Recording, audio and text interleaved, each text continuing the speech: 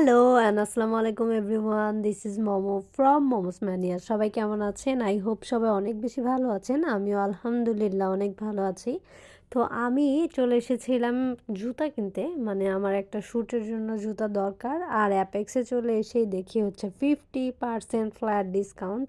তো আমি চাচ্ছিলাম 4 ইঞ্চেস হিল একটা শ্যুজ কিনতে। তো আমি প্রত্যেকটা দেখছিলাম, বাট আমার সাইজে হচ্ছিল না, অথবা হচ্ছে সামটাইমস হলো 4 ইঞ্চি নাই, এরকম টাইপের হচ্ছিল।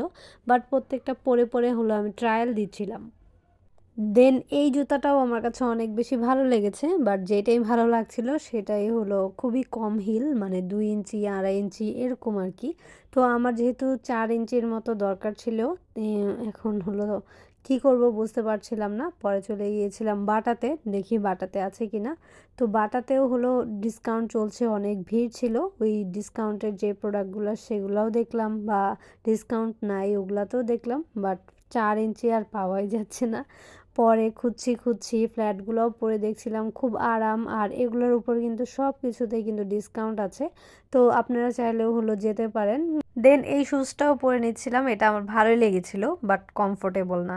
পরে ওই যে ঘর সাজানোর দিকে এখন আটকিয়ে যাই ইদানিং, তো ঘর সাজানোর জিনিস দেখছিলাম। দেখার পরে একটা ক্লিপ নিয়ে নিলাম। অনেকক্ষণ ঘোরাঘুরি করার পরে তো ক্ষুধা লেগেই গেল।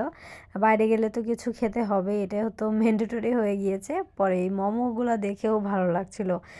তারপর চিন্তা করলাম যে চোখে পড়লো পাস্তা গ্যারেজ, এইটা আমাদের চোখে পড়লো। তখন মনে হলো যে এখানে চলে যাই, এখানে চলে যেয়ে পাস্তা খাই। একটু ডিফারেন্ট কিছু ট্রাই করতে চাচ্ছিলাম, ঝাল ঝাল কোনো কিছু। বাট এই জন্য আর মোমোস খাইনি, তো চলে আসছি এইখানে। তো এটা নিলাম। এটার যে মেকিং প্রসেসটা সেটাও অনেক বেশি ভালো লেগেছে। আর দেখেন মেয়োনেজ কত দিয়েছে, চিকেনের পরিমাণ কেমন ছিল, সব কিছু আর কি, ইচ অ্যান্ড এভরিথিং ভরপুর একটা মজা ছিল। আর যখন আমি খাবো তখন দেখতে পারবেন। আর ভাইয়াটা খুব যত্ন সহকারে বানাচ্ছিল। চাইলে হলো আপনারাও এখানে চলে আসতে পারেন। এটা কিন্তু খিলগাঁও তালতলাতেই আছে পাস্তা গ্যারেজ। তো একটু খুঁজবেন, তাহলেই হচ্ছে আমাদের মতো পেয়ে যাবেন। আর দেখেন আমি সব কিছু একবারে মিক্স করে নিচ্ছিলাম কতক্ষণে খাবো। আর আমার এক্সপ্রেশনটা দেখেন, জাস্ট ওয়াও ওয়াও ওয়াও, মানে মুখে দিলাম আর খুবই মজা লাগছিল, কারণ যেহেতু সব কিছুর পরিমাণটা অনেক বেশি বেশি ছিল।